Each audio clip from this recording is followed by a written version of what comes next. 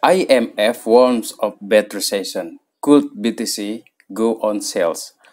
Jika nanti itu teman-teman 2023 benar ini, kita akan betul-betul mengalami kehidupan secara global yang gelap gulita, suram, kelam akibat resesi. Apa yang bisa plankton kripto seperti saya ini ya? Apa yang bisa saya lakukan jika itu terjadi nanti teman-teman? Kita akan bahas nanti di sana beserta data dari diskusi kita mengenai IMF, CPI yang akan keluar besok pagi atau nanti malam, dan bagaimana financial expert menjelaskan cara bertahan dari keadaan resesi yang kemungkinan akan kita hadapi ke depan ini atau mungkin sudah kita hadapi sekarang ini.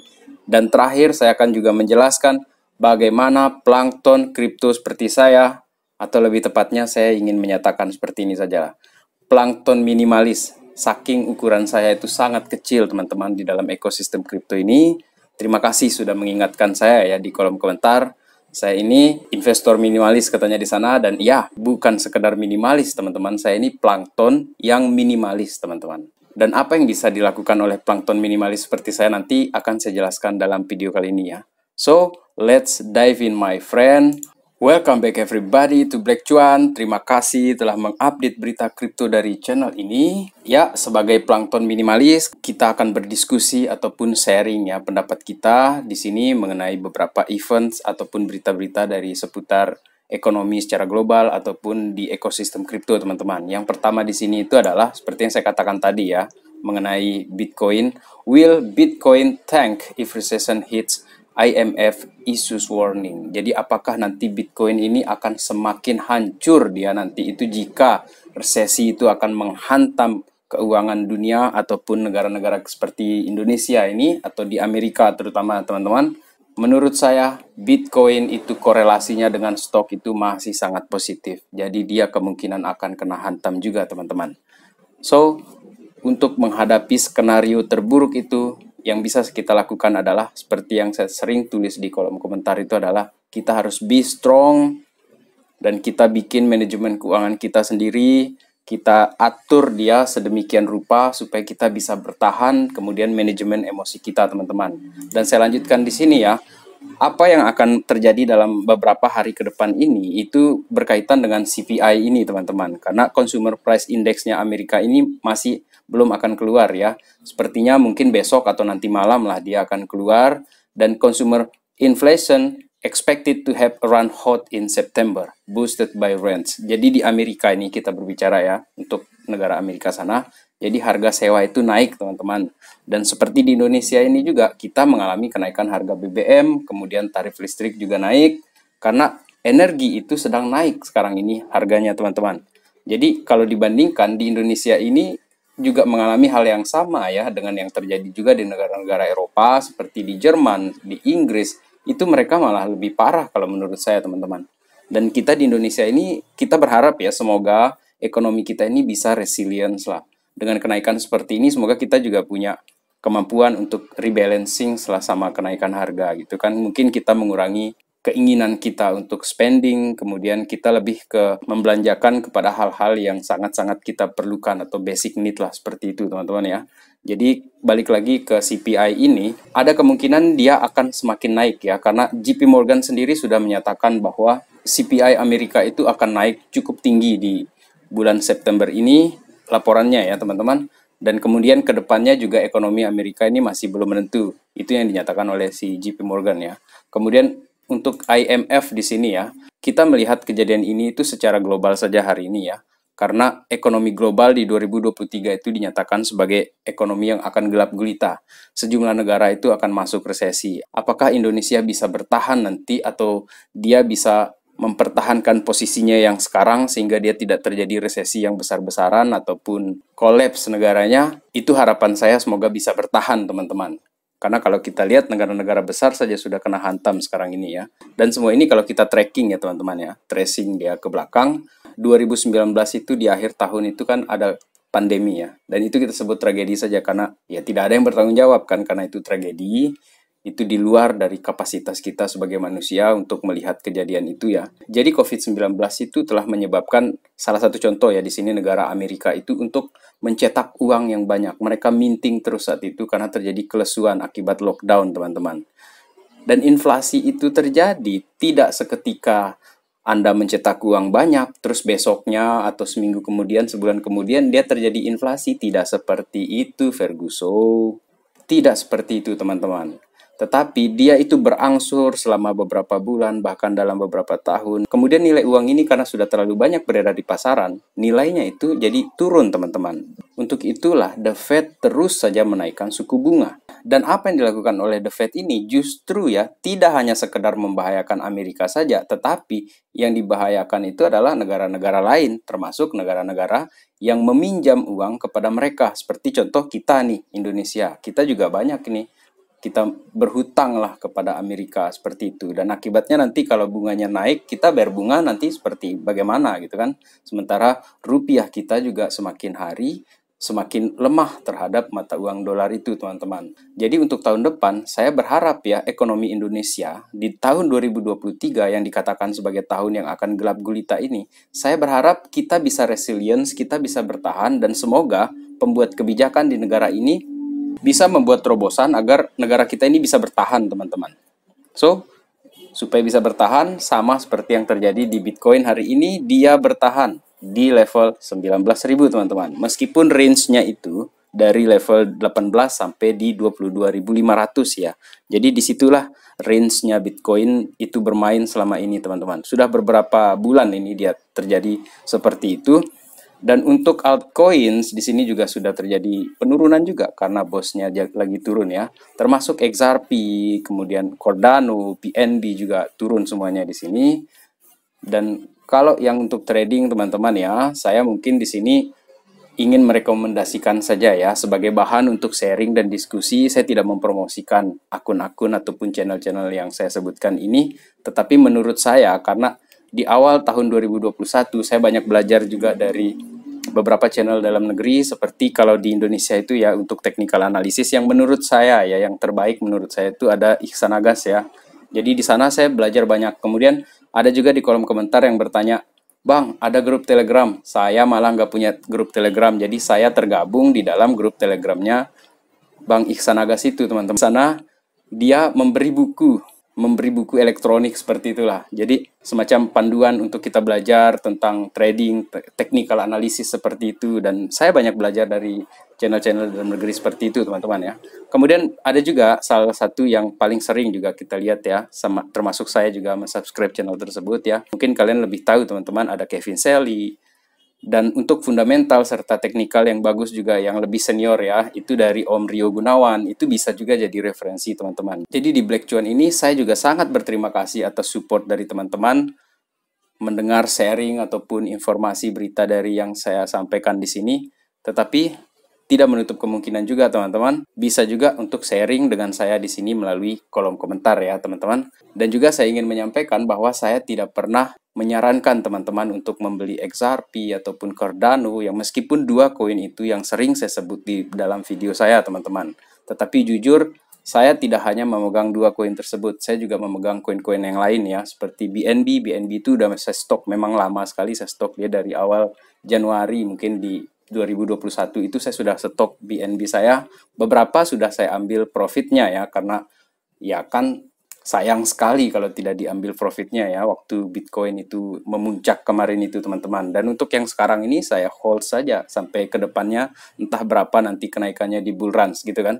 Dan juga saya tidak di-endorse teman-teman. Saya tidak sedang meng-endorse koin-koin tertentu di sini teman-teman. Asli ini channel receh teman-teman ya. Dan saya juga di sini plankton minimalis itu sudah saya sebutkan dari awal video ini dari tadi ya. Kemudian kita lanjutkan di sini teman-teman dari financial expert.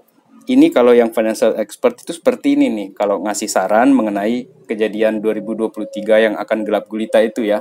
4 things I do heading into recession as a financial expert. Jadi sebagai ahli keuangan ya, ini yang akan dia lakukan.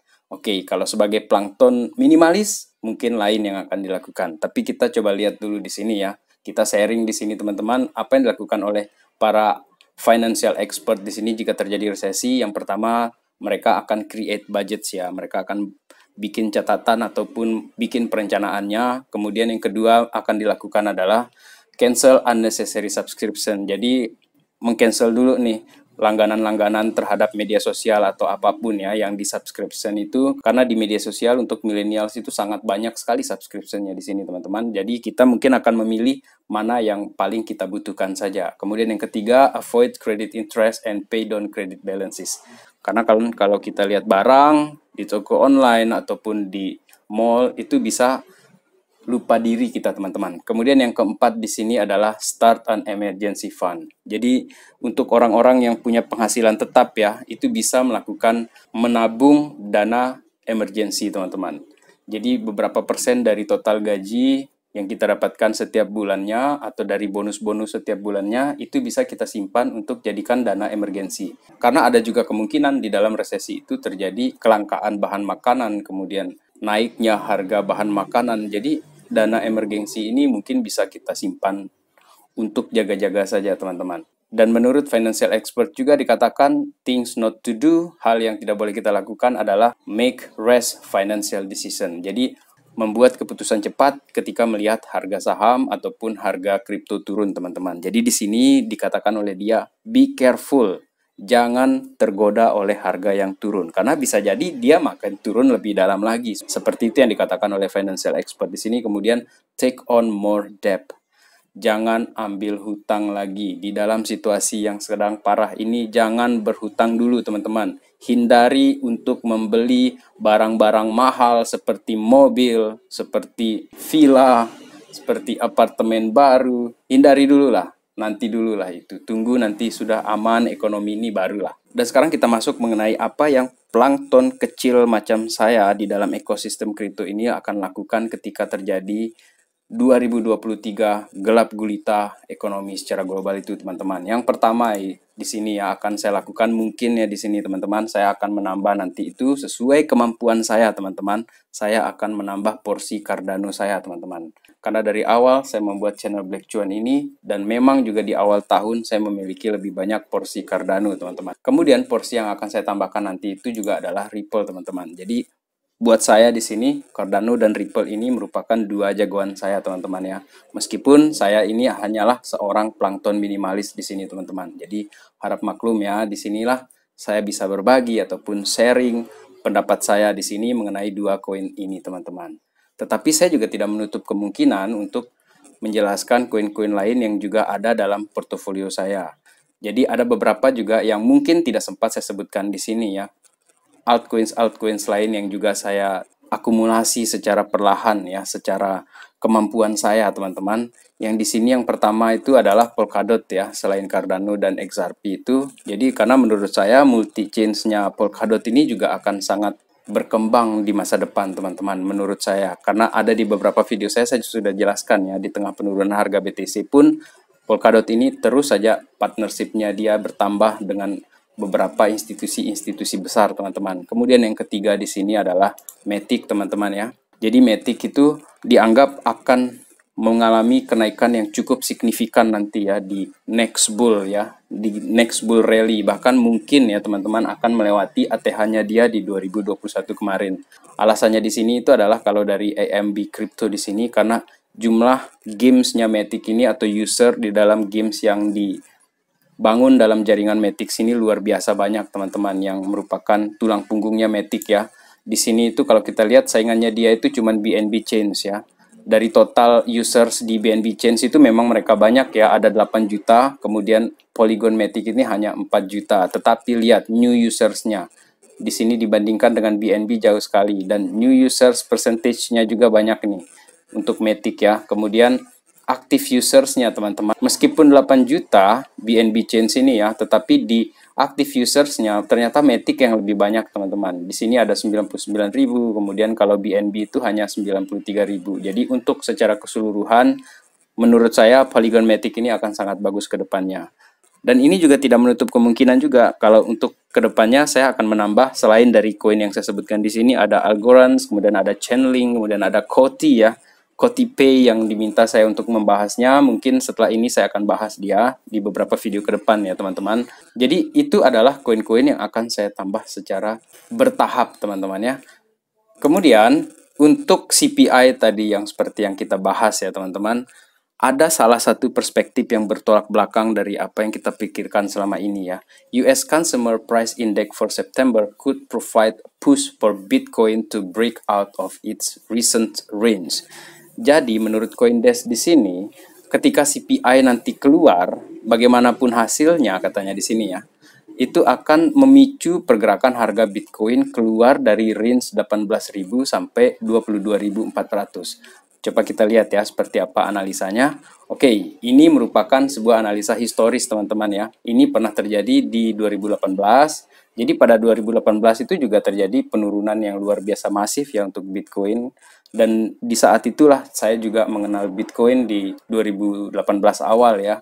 Dan saya langsung lihat harga penurunan pada saat itu. Dan kalau kita lihat di sini ya, di 2018 itu harga Bitcoin itu range-nya paling lama itu di 6 ribuan dollars ya, atau 6 ribuan dolar teman-teman. Kemudian tiba-tiba dia malah turun ke 3.000. Dan di 3.000 ini dia lama di sini. Bertahan dia di level 3.000 terus, nggak mau turun juga ke 2.000. Tetapi setelah itu bull run dimulai dari level 3.000 teman-teman.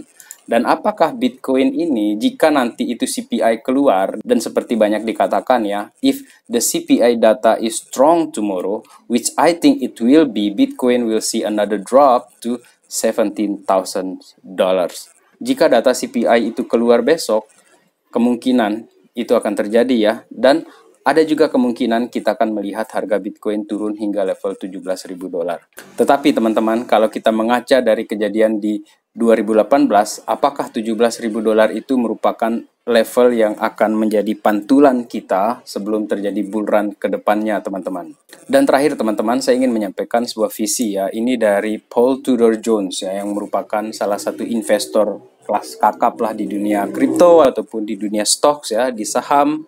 Jadi katanya dia, Bitcoin, Ethereum will go much higher post recession. Jadi setelah resesi ini dikatakan bahwa harga Bitcoin itu akan naik lebih tinggi.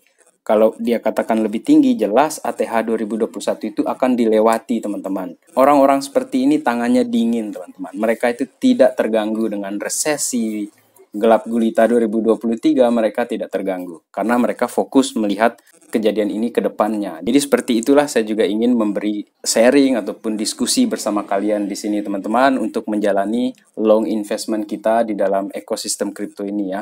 Dan tidak lupa juga saya ingin menyampaikan bahwa kita memang harus diversifikasi aset teman-teman. Wajib kalian harus punya yang namanya emas, perak, ataupun aset-aset komoditas lainnya, ataupun properti-properti lainnya.